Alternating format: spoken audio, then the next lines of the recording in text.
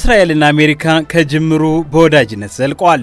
የአሜሪካ የመካከለኛው ምስራቅ ፖሊሲና ፍላጎት እስራኤልን ለመጠበቅ ጥረትን ያደርጋል። በጎርጎሮሳውያኑ 1978 የተከናወነው የካምፕ ዴቪድ ስምምነትም ሆነ የቅርቡ የአብርሃሙ ስምምነት ዓላማ የእስራኤልን ብሔራዊ ጥቅም ማስከበር ነበር። የካምፕ ዴቪድ ስምምነት ሲነሳ የፕሬዝደንት ጂሚ ካርተር ስም እንደሚነሳ ሁሉ ከአብርሃሙ ስምምነት ጋር ደግሞ ትራምፕና አማቻቸው ጃሬድ ኩሽነር ስማቸው ይወሳል። ትራምፕ እስራኤልን ብለው በአንድ ዓመት ጊዜ ውስጥ 2 ጊዜ ከኢራን ጋር ጦርነት ውስጥም ገብተዋል። የጋዛ የሰላም ሂደትንም አስጀምረው የእስራኤልን ጥቅም ለማስከበር ጥረት ያደረጉትም ትራምፕ ናቸው። ከዚህ በጎ ጥረታቸው ትራምፕ ከእስራኤል በኩል በጎ ምላሽን ያገኙ አይመስልም። ለወራት የደከሙበት የሰላም ቦርድና ባለ 15 ነጥቡን ስምምነት ቤንያሚን ኔታንያሁ ውሃ ቸልሰውበታል። ለስምምነቱ በጎ ምላሽ ይሰጣሉ ተብለው የነበሩት ቤንያሚን ኔታንያሁ ሐማስ ትጥቅ ካልፈታም አይሆንም ብለዋል። አሜሪካና ትራምፕ በመጀመሪያ ከሐማስ በኩል ይህንን ምላሽ ጠብቀው የነበረ ቢሆንም ስምምነቱን ግን ውድቅ ያደረገችው ቴል አቪቭ ሆናለች። ፍልስጤማውያን ከቤንያሚን ኔታንያሁ ባህሪ አንጻር የምንጠብቀው ነው በማለት ድርጊቱን አውግዘውታል። ሐማስ ለአሜሪካ ሐሳብ እገዛለሁ ሲል እስራኤል አይሆንም ብላለች። ሰላም ጤና ይስጥልን አድማጮቻችን። በዛሬው የዳሰሳ ዝግጅታችን ባለ 15 ነጥቡን የጋዛ የሰላም ስምምነትን እስራኤል ለምን አልተቀበለችውም የሚለውንና ተያያዥ ጉዳዮችን እንቃኛለን። አብራችሁን ቆዩም።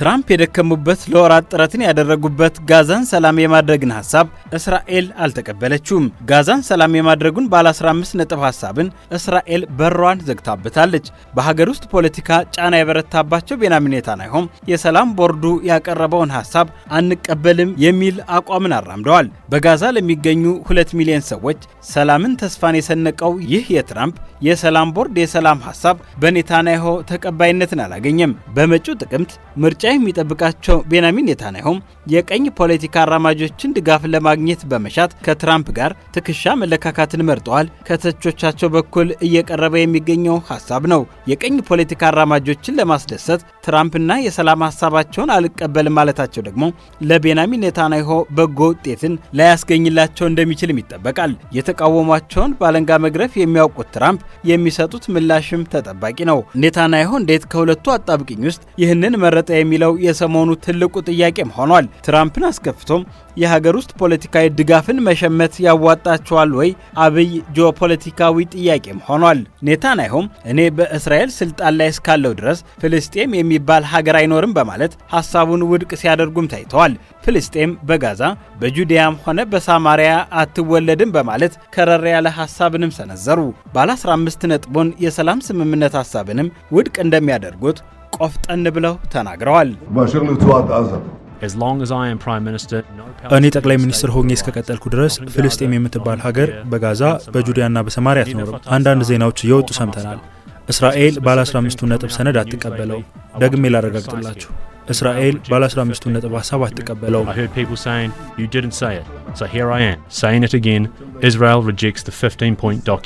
በፈረንጆቹ ሐምሌ መጨረሻ ትራምፕ አደባባይ በመውጣት 15 የስምምነት ነጥቦችን የያዘውን ሰነድ ይፋ አድርገው ነበር። በወቅቱ ዶናልድ ትራምፕ ትጥቅ እንደሚፈታና እስራኤል ከጋዛ ወታደሮቿን እንደምታስወጣም ይፋ አድርገዋል። ትራምፕ ስምምነቱ ለሐማስ ታሪካዊ ዕድልን ይዞ የሚመጣ መሆኑን ከተግባራዊነቱ በፊት አስለፍፈዋል። በጋዛ ያሉ ሁሉም ጠመንጃ ታጣቂዎች በስምምነቱ መሰረት ትጥቅ ስለሚያስረክቡ እስራኤል የምትሻውን ጸጥታና ደህንነት ታገኛለች በማለትም የስምምነቱን ብጹህነት ለማስረዳትም ሞክረዋል። ትራምፕ እንዲያውም ይህንን ባሉ ማግስት እስራኤል በሰላም እቅዱ ደስተኛ ነች በማለትም ሲናገሩ ተደምጠዋል። ሐማስ እስራኤል ወታደሮቿን ለማስወጣት ፈቃደኛ ከሆነች የሰላም ቦርዱን ሐሳብ ለመተግበር እንደማያቅማማ ቃሉንም ሰጥቷል።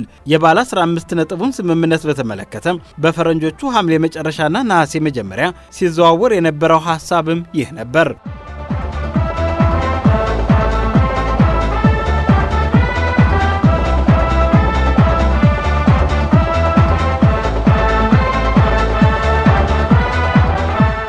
በኋላ ላይ ግን ከወደ እስራኤል ፓርላማ ከስምምነቱ ያፈነገጡ ሐሳቦች መሰማትም ጀምረዋል። በተለይም የቀኝ ፖለቲካ አራማጅ የአይሁድ ፖለቲከኞች የሰላም ስምምነቱን መጠራጠርም ጀምረዋል። የቀኝ ፖለቲካ አራማጁ የእስራኤል የገንዘብ ሚኒስቴር ቢዛል ስሞትሪች ቤንያሚን ኔታንያሁ ስምምነቱን አደገኛ ነው ማለት አለባቸው በማለት ምክረ ሐሳባቸውንም አቅርበዋል። ስሞትሪች ሐማስን ትጥቅ በማስፈታት ረገድ ስምምነቱ የሚጋጩ ሐሳቦችን ይዟል የሚል ሐሳባቸውንም ሰንዝረው ነበር። የቀኝ ፖለቲካውን የሚመሩት የነ ስሞትሪችን ሐሳብ ቤንያሚን ኔታንያሁ ማስተጋባታቸው በመጪው ጥቅምት ወር በሚካሄደው ምርጫ ድጋፍ ለማሰባሰብ ነው የሚል ነቀፌታም ቀርቦባቸዋል። ለዲደብሊው ከኢየሩሳሌም የምትዘግበው ታንያ ክራመር ኔታንያሁ በምርጫው ጉዳይ መያዛቸው ከትራምፕ ጋር ሊያጋጫቸው የሚችለውን መንገድ እንዲመርጡ አስገድዷቸዋልም ትላለች። ይህ ቢሆንም ኔታንያሁ አሁንም ቢሆን የመረጡት በሀገር ውስጥ ፖለቲካም ድጋፍን እንዳያጡ የሚያደርገውንና ከትራምፕ ጋር የከረረ ግጭት ውስጥ የማያስገባውን መስመር መሆኑንም አንስታለች። እስራኤል ሐሳቡን አልቀበልም ማለቷ ግን የሚጎዳው የጋዛ ነዋሪዎች ነው በማለትም ትንታኔዋን ታቀርባለች። የተኩስ አቁም ስምምነት ከተደረገ በኋላ እስራኤል አሁንም አንዳንድ ጥቃቶችን ትሰነዝራለች። 1200 የሚጠጉ ሰዎችም በዚህ ጊዜ ሕይወታቸው አልፏል። እያንዳንዱ ፖለቲካዊ ለውጥ ጋዛንና ሰብአዊ ድጋፍን የተመለከቱ ጉዳዮችን ሁሉ ይነካል። ዳግም ጋዛን መገንባትም የዚሁ የሰላም ስምምነት አካል ነው። ስለዚህ እስራኤል አልቀበልም ማለቷ ለጋዛ ነዋሪዎች መጥፎ ዜና ነው።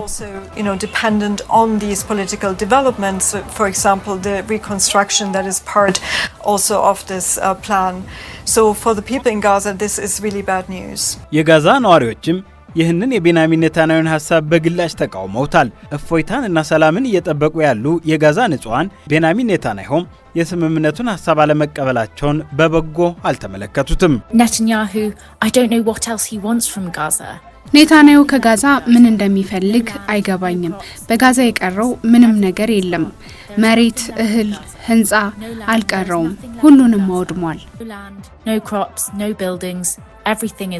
በሙስና ቅሌት የሚጠረጠሩት ቤንያሚን ኔታንያሁ በየጊዜው ግጭትን የሚያዋልዱት ከክስ ለማምለጥ ነው የሚል ትችት ሲቀርብባቸውም ቆይቷል። ትራምፕና ኔታንያሁ የጫጉላ ሽርሽር ላይ በነበሩበት ወቅት እንዲያውም ትራምፕ ክሱ እንዲቀርላቸው ጠይቀውም ነበር። አሁን ግን ለወራት ትራምፕ የሰሩበትን የሰላም ቦርድ ጉዳይ ኔታንያሁ በራቸውን ዘግተውበታል። መገፋትን አይወዱም የሚባሉት ትራምፕ ግን አሁንም ከቤንያሚን ኔታንያሁ ጋር መልካም ግንኙነት አለን በማለት ከ4 ቀናት በፊት ተናግረዋል። ትንታኔዎች ግን አሁንም ኔታንያሁ በምርጫ አጣብቂኝ ውስጥ በመሆናቸው የተነሳ የቀኝ ፖለቲከኞችን ሐሳብ ይቀበሉ ዘንድ ተገደዋል የሚለው ነው። ጋዛን በተመለከተ ጉምቱ ፖለቲከኞች ያላቸውን አቋም ሁሌም ይረዳል። ጋዛን በተመለከተ በደጋፊዎችም በተቃዋሚዎችም ስምምነት አለ። ጦርነቱ ሲጀመር ሐማስን ከጋዛ እንደሚያስወጣ ቃል ገብቶ ነበረ። ይህንም ባለማድረጉ ትችት ይቀርብበታል። ሐማስ እስካሁን የተወሰኑ የጋዛን ክፍሎች ይቆጣጠራል። ስለዚህ አሁንም ሁሉም ነገር የሚታየው በመጪው የምርጫ መነጽር ነው። Everything right now is seen through the lens of the upcoming election. የቀድሞ የፍልስጤም መንግስት የመረጃ ሚኒስቴር ሙስጠፋ ባርሻውቲ ግን ይህንን ሐሳብ ከእስራኤል ይጠብቁት እንደነበረም ያብራራሉ። Well, it's expected. We did expect it because Netanyahu never respected any agreement. ይህንን እንጠብቅ ነበር። ምክንያቱም ኔታንያሁ የትኛውንም አይነት ሐሳብ አክብሮ ስለማያውቅ። እውነቱን ነቅሰን ብናወጣው ኔታንያሁ የስምምነቱን የመጀመሪያ ምዕራፍ አላከበሩም። ጋዛን በቦምብ ማደባየት አላቆመም ነበር። ወደ ጋዛ ሰብአዊ ድጋፍ እንዲገባም አልፈቀደም ነበር። በራፋ በኩል የመንቀሳቀስ መብትንም አላከበረም። አሁን ግን ያደረገው ሁሉንም የሰላም ስምምነት እንደማይቀበል ነው። And in the most horrible way that he's rejecting the whole peace plan that 15ቱ የሰላም ስምምነት ሐሳቦች ለሁለቱም ለእስራኤልም ሆነ ለፍልስጤም እፎይታን ይሰጣል በሚል የተመኩባቸውም ነበሩ። ዶናልድ ትራምፕ ለጋዛ ያቀረቡትን አጠቃላይ የሰላም እቅድ ወደ ተግባር ለማስገባት የቀረበው ባለ 15 ነጥብ የሰላም ስምምነት ጋዛን ማን ያስተዳድራል፣ ደህንነቱን ማን ይቆጣጠራልና ጦርነቱ ካበቃ በኋላ ጋዛ እንዴት እንደገና ትገነባለች የሚሉትን በስፋትም ይዟል። እቅዱ የሚጀምረው የጦርነቱን ዑደት ለማስቆም፣ የተለመደውን ሕይወት ለመመለስ፣ የፍልስጤም አስተዳደርን ለማጠናከር፣ ጋዛን እንደገና ለመገንባትና በረጅም ጊዜ የፍልስጤም መንግስትን ማቋቋምን ይመለከታል። እቅዱ ወደ ተግባር የሚገባው ሁለቱም ወገኖች ቀድሞ የገቡትን የተኩስ አቁም ግዴታ ካሟሉ በኋላ ነው። እስራኤል የቀሩትን የሻርም ኤልሼክ ስምምነት ግዴታዎች በተለይም ወታደራዊ እንቅስቃሴን ማቆም እንድታሟላም ይጠበቃል። ሐማስና ሌሎች የፍልስጤም ቡድኖች የጦር እንቅስቃሴን እንዲያቆሙም ይጠይቃል። ከዚህ ሂደት በአንድ ጊዜ ሳይሆን ቀስ በቀስ እንደሚተገበርም ታቅዷል። የእቅዱ አዘጋጅ አሜሪካ በፍልስጤምና በእስራኤል መካከል ያለው መተማመን ዝቅተኛ መሆኑን በመገንዘብ ማንኛውም ወገን በአንደኛው እንዲተማመን አይፈልጉም። ስለዚህ እያንዳንዱ ደረጃም በዓለም አቀፍ የማረጋገጫ ኮሚቴ ከተረጋገጠ በኋላ ብቻ ቀጣዩ ደረጃም ይጀመራል። ከዚህ በኋላ እቅዱ ወደ ጋዛ የወደፊት አስተዳደርን ይመለከታል። እዚህ የተቀመጠው ሐሳብ ሐማስን ወደ ሌላ ታጣቂ ቡድን የጋዛ ሲቪል አስተዳደር እንዳይቆጣጠርና የፍልስጤም አስተዳደር ኮሚቴን በሽግግር ወቅት የሲቪል አስተዳደሩን እንዲረከብም የተለመ ነው። በጋዛ የሚገኙ ለሕዝብ አገልግሎት የሚሰጡ ተቋማት እንዳይቋረጡም እቅዱ ያስቀምጣል። ነገር ግን የእቅዱ እጅግ ከባድ ክፍል የደህንነት ጉዳይ ነው። ሐማስና ሌሎች ታጣቂ ቡድኖች ከጋዛ አስተዳደር ብቻ ሳይሆን ከወታደራዊና ከፖሊስ ስራ ሙሉ በሙሉ እንዲለዩ ይጠይቃል። ዋናው መርህ አንድ ስልጣን፣ አንድ ህግ፣ አንድ መሳሪያ የሚል ነው። ማለትም ከጋዛ መንግስታዊ ስልጣን ውጪ የታጠቀ ኃይል እንዳይኖርም ነው። የታጠቁ ቡድኖች ከባድ መሳሪያዎቻቸውን፣ የጦር መጋዘኖቻቸውንና የመሳሪያ ማምረቻ ቦታዎቻቸውንና የወታደራዊ ምሽጎቻቸውን ከጦርነት ውጪ ማድረግም ይኖርባቸዋል። ይህ ግን በቀላሉ የሚፈጸም ጉዳይ አይደለም። ምክንያቱም እቅዱ የሐማስን ትጥቅ መፍታት ብቻ አይጠይቅም፣ ይህንን በተረጋገጠ ሂደት እንዲፈጸምም ያደርጋል። በዚህ መሰረት የእስራኤል ጦር ከጋዛ ደረጃ በደረጃ ወደ ድንበሩ እንዲመለስም ይታሰባል። ስለዚህ እዚህ ላይ የተፈጠረው ዋናው ክርክር ሐማስ መጀመሪያ ትጥቅ ይፍታ፣ ከዚያ እስራኤል ትውጣ፣ ወይንስ እስራኤል መውጣት ስትጀምር ትጥቅ መፍታቱ ይቀጥል በሚለው ላይ ነው። ለዚህም ይመስላል ውዝግቡ በርትቶ የቀጠለው። ከዚህ በኋላም የጋዛ መልሶ ግንባታ ይመጣል የሚል ሐሳብም ተካቶበታል። ነገር ግን እቅዱ ግንባታን ከጸጥታና ከአስተዳደር ጋር ያገናኛል። ማለትም አንድ አካባቢ በደህንነት ሲረጋገጥ መልሶ ግንባታውን እንዲጀመር ነው። ቤቶች፣ ሆስፒታሎች፣ መሰረተ ልማቶችና የኢኮኖሚ እንቅስቃሴ እንዲመለሱ የሚያደርገው በዚሁ የሽግግር ስር ነው። ስለዚህ የ15ቱ ነጥቦች ዋና ሐሳብ የተኩስ አቁምን ከማስቀጠል ወደ አዲስ የጋዛ አስተዳደር፣ የታጣቂ ቡድኖችን ትጥቅ ማስወገድ፣ የእስራኤልን ወታደራዊ ማውጣት፣ ዓለም አቀፍ የጸጥታ ሽግግርንና መልሶ ግንባታ ማካሄድን በውስጡ የያዘ ነው። ነገር ግን የእቅዱ ትልቁ ፈተና እዚሁ ላይ ነው። ኔታንያሁ እስራኤል ሐማስ ሙሉ በሙሉ እስካልተደመሰሰ ድረስ ከጋዛ እንደማትወጣ በግልጽ ተናግረዋል። ይህ ግን የእቅዱን ዋና መሰረት ከሆነው የትጥቅ መፍታት፣ የእስራኤል ወታደራዊ መውጣትን በደረጃ እንዲሄድ ከተዘጋጀው ሂደት ጋርም ይጋጫል።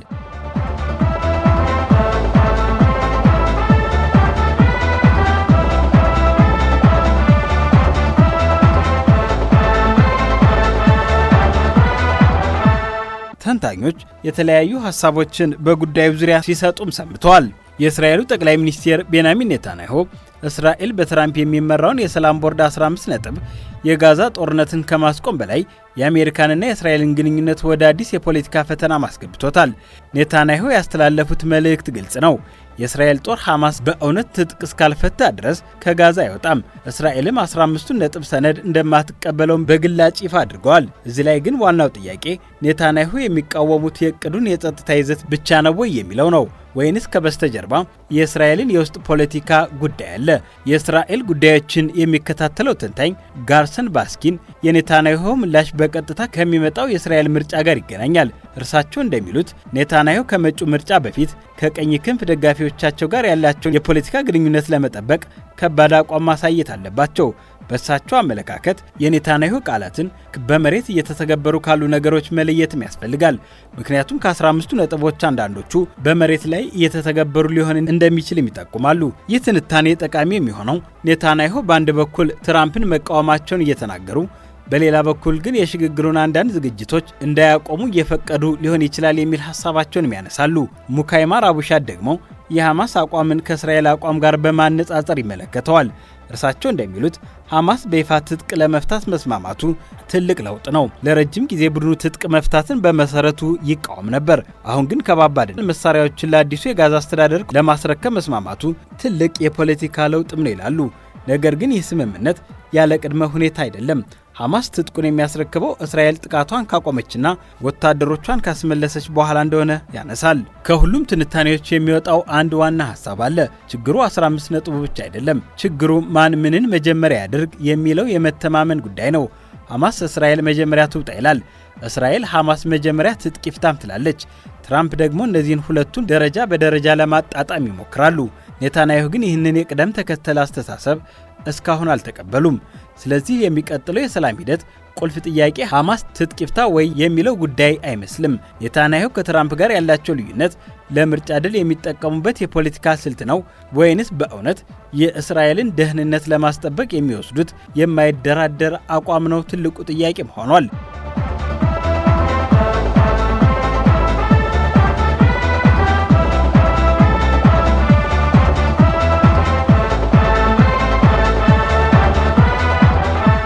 የአሜሪካው ፕሬዝዳንት ዶናልድ ትራምፕ ያቀረቡት ባለ 15 ነጥብ የጋዛ የሰላም እቅድ የተኩስ አቁም ሐሳብን የያዘ ሲሆን ከዚህ በተጨማሪ ከጦርነቱ በኋላ የጋዛ አስተዳደርን፣ ደህንነትን፣ ትጥቅ መፍታትን፣ የእስራኤልን ወታደራዊ መውጣትና መልሶ ግንባታን የሚያካትት ሰፊ የሽግግር ሂደት ነው። እቅዱ ሐማስና ሌሎች ታጣቂ ቡድኖች ከጋዛ አስተዳደርና ከደህንነት ሚና እንዲለዩ፣ ትጥቃቸውን እንዲፈቱና የጋዛ አስተዳደር በሽግግር ኮሚቴ እንዲመራም ያቀርባል። የእቅዱ ዋነኛ እንቅፋት ግን በሐማስና በእስራኤል መካከል ያለው የመተማመን እጥረት ነው። በዚህ መሃል ነው እንግዲህ ትልቁ ጥያቄ የተነሳው። እስራኤል እቅዱን እንደማትቀበለው ሙሉ በሙሉ ማንሳቷ የኔታንያሁን ይፋዊ እምቢታ የሰላም ሂደቱ ፍጻሜ ነው ብሎ በቀጥታ መደምደም አይቻልም። በይፋ የሚነገረው የፖለቲካ አቋምና በመሬት ላይ ወይንም በዲፕሎማሲ የሚካሄደው ዝግጅት የተለያዩ ሊሆኑ ይችላሉ የተንታኞች ሐሳብ ነው። ዋሽንግተን ኔታንያሁን በቀጥታ ከመጋፈጥ ይልቅ የውስጥ ፖለቲካ ብቻ እየሰጠች በተግባር ግን ወደ ድርድሩ እንዲቀርብ ጫና ለማድረግ እየሞከረች ያለች ይመስላል የተንታኞች አሁናዊ እይታ ነው። ባለ 15 ነጥቡን እቅድ በተመለከተ ሐማስ ትጥቁን በእውነት ይፈታልን? እስራኤል በደረጃ ከጋዛ ትወጣለችን? የመካከለኛው ምስራቅ ሁኔታንስ እንዴት ይቀይራልና አሜሪካ በሁለቱም ወገኖች ቃል ኪዳናቸውን እንዲፈጽሙ በቂ ጫና ማድረግ ትችላለች ወይ የሚሉት ግን አሁንም ትልልቆቹ ጥያቄዎች ሆነው ቀጥለዋል። እነዚህ ጥያቄዎች በሂደር እንዳሉ ነው እንግዲህ ቤንያሚን ኔታንያሁም ይህንን የሰላም ስምምነት ሐሳብ በይፋ አልቀበለውም ያሉት። ይህ ደግሞ ሌላ ውዝግብን በመካከለኛው ምስራቅ የወለደ ይመስላል።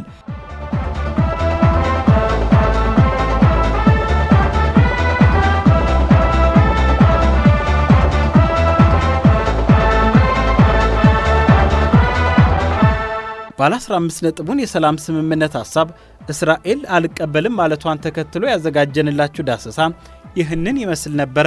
መልካም ሳምንት። ክብረ ወሰን ኑሩ ነበርኩኝ።